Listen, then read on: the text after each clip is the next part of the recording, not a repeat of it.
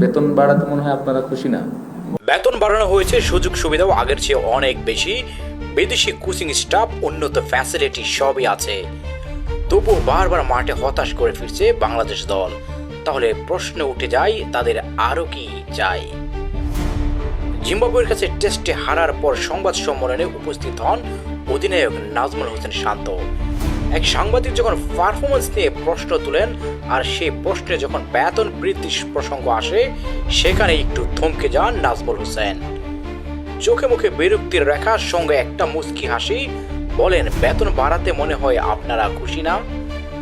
তারপর বলেন স্পষ্ট করে, অনেকদিন পর ম্যাচ ফি বেড়েছে, বোর্ড সাহায্য করছে, এটা অবশ্যই প্রশংসনীয়, কিন্তু ভালো খেলতে হলে শুধু এই জিনিসগুলি যথেষ্ট নয়, চেষ্টা থাকতে হবে, দায়িত্ব নিয়ে খেলতে হবে।